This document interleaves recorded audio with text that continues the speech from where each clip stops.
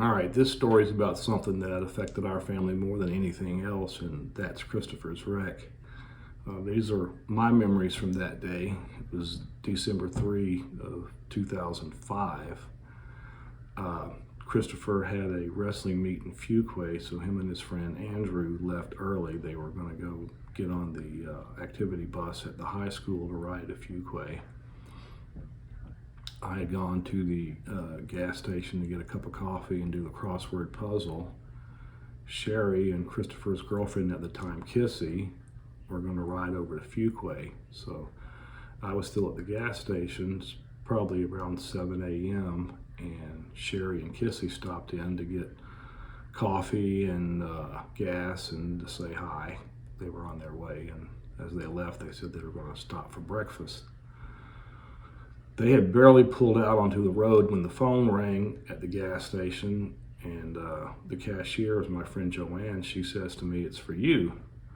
So I got on the phone. It was Stephanie. Stephanie said, "Dad, the highway patrol called and Christopher's been in a wreck." And I kept saying, "What?"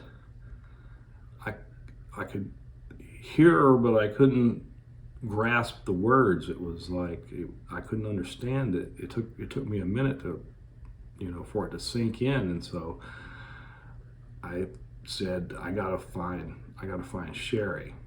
And so I jumped in my car and took off, and I realized there's three common places that they could stop for breakfast, and that's Big Steve's here at our exit, or Gandolfo's at the next exit, or possibly McDonald's. So I drove down to Big Steve's first and went through the parking lot. I didn't see him there. And I looped back around and went back towards McDonald's, went around the parking lot to see if I saw the car there. And Kissy's mom, Cindy, pulled up and stopped me and said, "I just got a call from Stephanie. She told me what happened and she wants you to go home and pick her up." So I thought, yeah, that probably makes the most sense because I don't know where Sherry is. She could have gone on 210 all the way, towards Lillington and Fuquay that way. She could have got on the interstate to go to 42 to get to Fuquay that way. They could stop for breakfast anywhere. I mean, it didn't have to be any of the three places I thought of.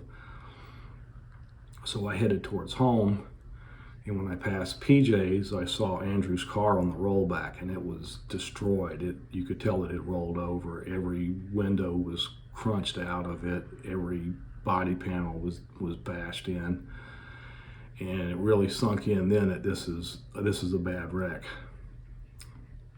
So I drove home and I pulled around the front yard, and when I pulled up, Steph and Rachel came out and jumped in the car. Steph got in the front. She had a piece of paper that she had written the information down, and we got back on the road. And when we got on 210, I said, "When we pass PJ's, do not look at all."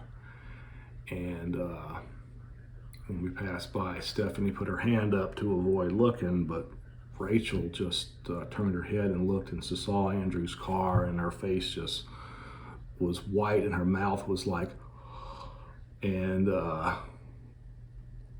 I wish she had not looked, because I know that the memory of that car is probably burned in her mind still from seeing that. And I had wanted, to avoid that happening. And we got on the interstate. Stephanie had said that he was at Wake Med, and I said, "Where's Wake Med?" She didn't know. I've lived here 10 years.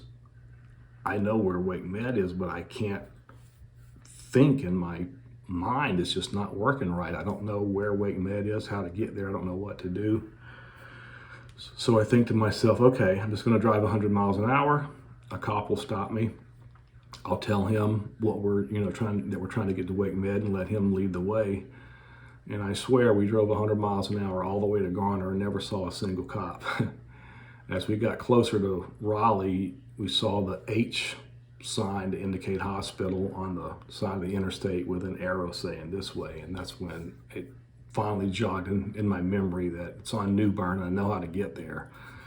So we drove up to 64 New Bern Avenue and looped around, came back to the emergency room parking lot. They have somebody there that watches the parking lot in a golf cart, and as soon as a car pulls in, they zip over in the golf cart and pick you up and bring you back to the front door. So we came in, and they brought us to a room in the back.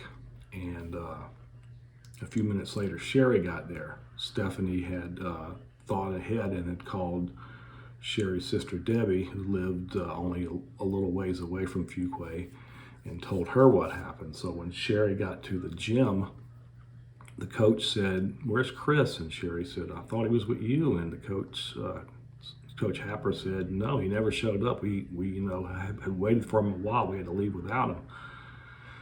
So about this time, Sherry's sister Debbie comes in the gym, and she's wearing pajamas and slippers, and Sherry knows that something ain't right. And Debbie tells her everything that she knows, that Christopher's been in a wreck and they're taking him to Wake Med. So they got in the car and drove up there, met us there. So I don't think I ever told Stephanie this, but she did a really good job of keeping her head and notifying me and Debbie and Cindy and writing all the information down from the police. She was only 13 at the time, I think, and she kept her head about her, and I really appreciated that. So we were in the room, and the emergency room doctor came in and told us he's examined Christopher, and he said, from just looking at him, you don't see any injuries really on him. He's got a ding on his head, but there's no visible injuries.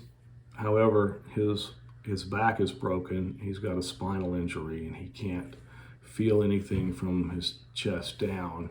And the prognosis for having a recovery of that, he said, was pretty bad because the spinal cord was severed. So that was a lot to take in, and all of us were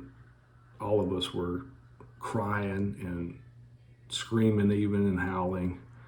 It was the most terrible thing that we've ever had to go through, and that was just the start of it.